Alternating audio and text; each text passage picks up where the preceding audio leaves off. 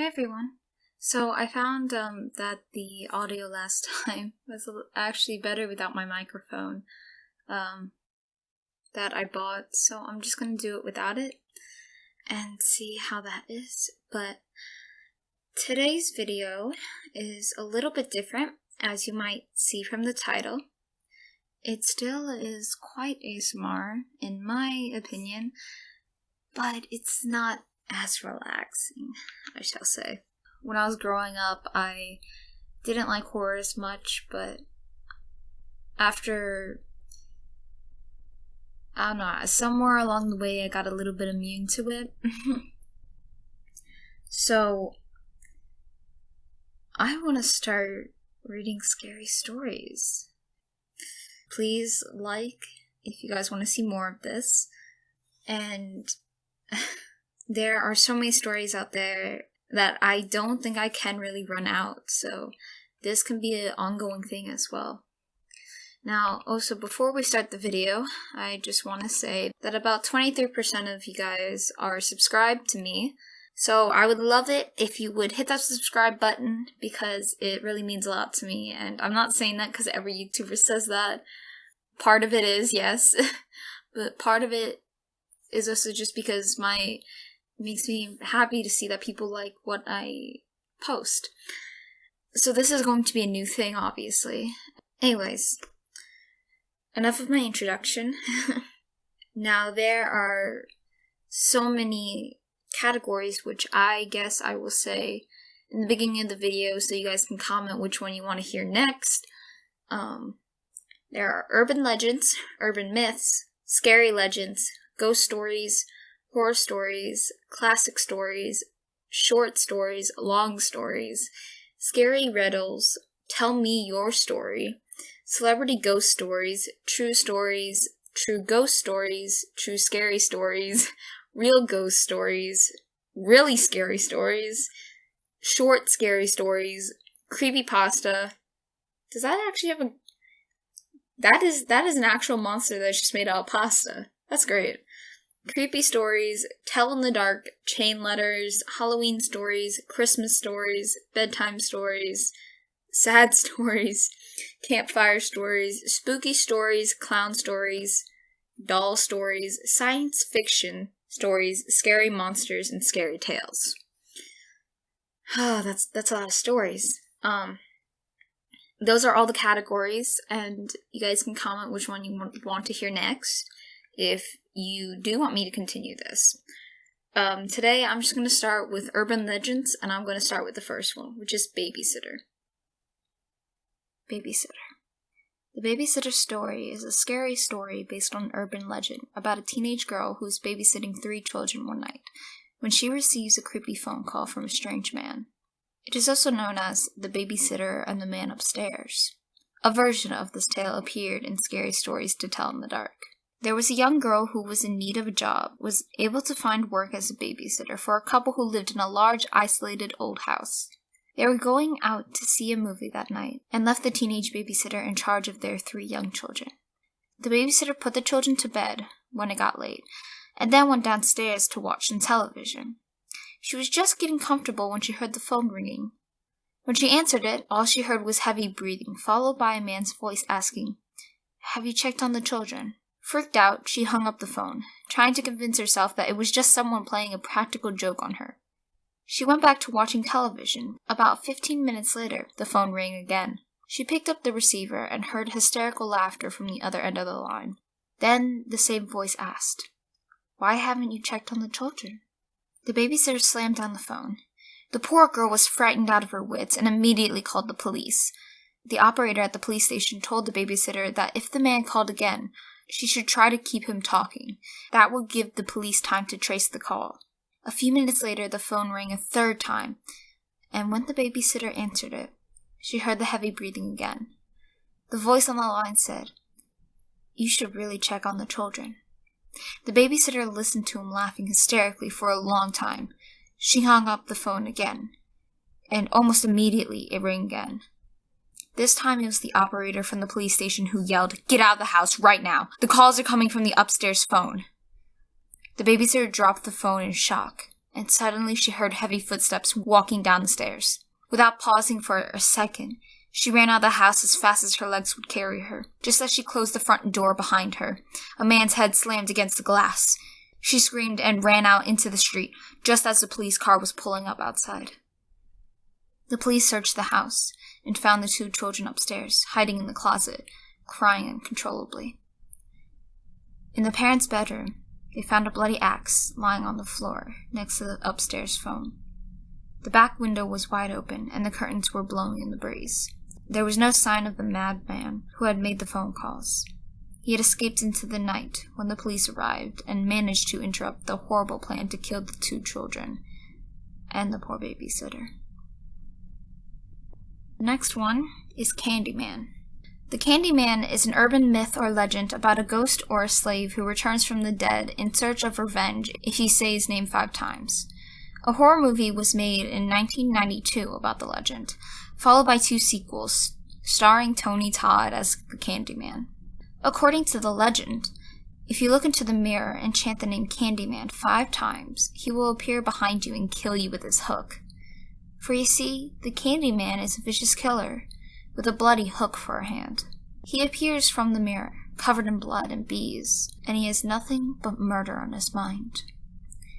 They say that many years ago, the Candyman was a real man. Back in the days of slavery, Candyman was a black slave named Daniel Robitaille, who worked on a plantation in New Orleans. He was a talented painter and was chosen by the plantation owner to paint a portrait of his daughter. But Daniel fell in love with the daughter of the white plantation owner. When the racist plantation owner discovered that his daughter and the slave were in love, he raised an angry mob to chase Daniel out of town. Armed with pitchforks and a pack of dogs, they chased the poor slave across fields and streams. Finally, they caught up to the exhausted slave near an old barn. The evil men seized Daniel and cut off his right hand with a rusty saw. Then they covered him in honey and threw him into a beehive. The unfortunate Candyman was in terrible pain and died from his injuries, but not before he cursed the men who killed him and vowed to return and exact his revenge. They say his spirit would never rest, and now his ghost walks the world for all eternity, appearing when his name is called 5 times. So remember, you can say Candyman once, twice, 3 times, or 4, but never say it 5 times, or you'll be sorry. I actually remember seeing a death count on the movie Candyman. It was a pretty good...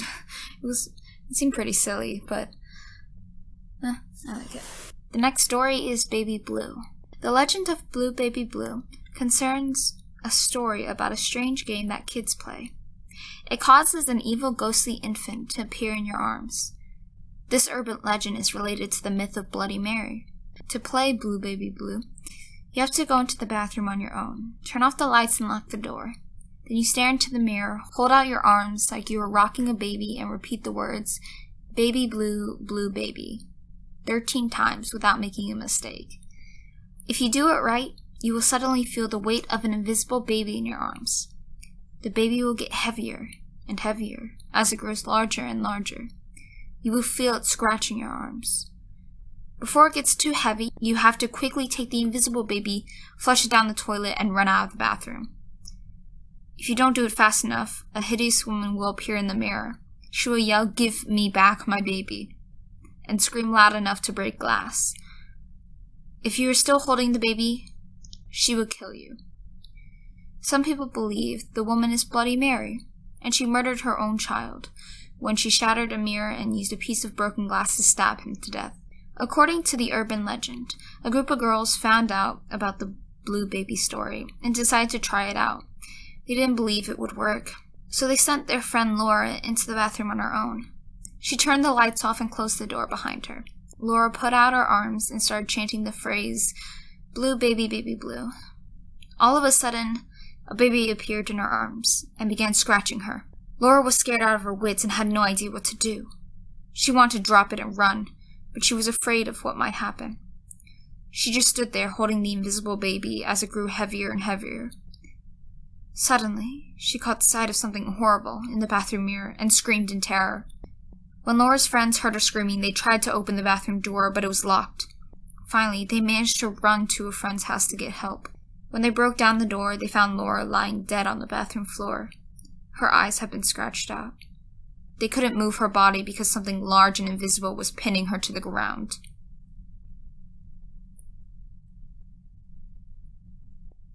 This will be my last story. This is the story of Carmen Winstead. The story of Carmen Winstead is an urban legend about a 17-year-old girl who was pushed down a sewer opening by 5 girls she thought were her friends. The chain letter claims that a boy named David Gregory died when he didn't pass it on. Carmen Winstead was 17 years old when her parents decided to move to Indiana. Her father had lost his job, and the only way he could find new employment was by moving to a new state. The relocation caused a lot of problems for Carmen. She had to leave her friends behind and attend a whole new school in Indiana. Carmen had a hard time making friends when she changed schools. It was the middle of the school year, and most of the students had no interest in befriending the new girl. Initially, she spent many days alone, walking from class to class without speaking to anyone. But she eventually started hanging around with a group of 5 other girls. Carmen thought these girls were her friends, but it wasn't long before she discovered that they had been talking about her behind her back and spreading vile rumors. When she confronted them, the girls turned on her and began bullying her every day, making her life a misery. They started out calling her names, but then the bullying got much worse. One day, she left her school books in the classroom at break time. When she returned, she found someone had taken a Sharpie and written dirty words all over her books. Another day, she opened her bag and discovered someone had poured yogurt all over the insides. Sometimes she would come to school and find her locker had been vandalized.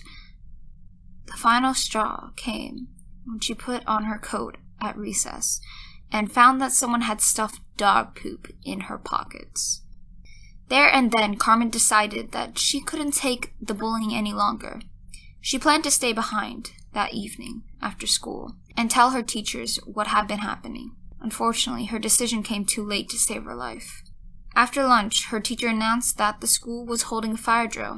When the alarm sounded, Carmen and the other students filed out of the classroom and assembled in the yard outside. As the teacher read out the roll call, the gang of 5 girls decided that this was a great opportunity to embarrass Carmen in front of the whole school during the fire drill. They moved over to where Carmen was standing, near a sewer drain, and began crowding the poor girl, getting in her face and nudging her towards the open manhole.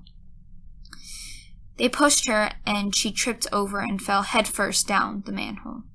When they saw her falling, the girls started giggling, and when Carmen's name was called out, they shouted, "She's down in the sewer!" All the other students began laughing. But when the teachers looked down the manhole and saw Carmen's body laying at the bottom in the muck and the poop, the laughter abruptly stopped. Her head was twisted around at an odd angle, and her face was covered in blood. Worse still, she wasn't moving. There was nothing any of the teachers could do for her. Carmen was dead. When the police arrived and went down into the sewer, they determined that she had broken her neck. Her face had been torn off when she hit the ladder on the way down, and her neck snapped when she landed on her head on the concrete at the bottom. The police hauled Carmen's body out of the sewer and sent her to the mortuary. Everyone had to stay behind after school while the police questioned all of Carmen's classmates.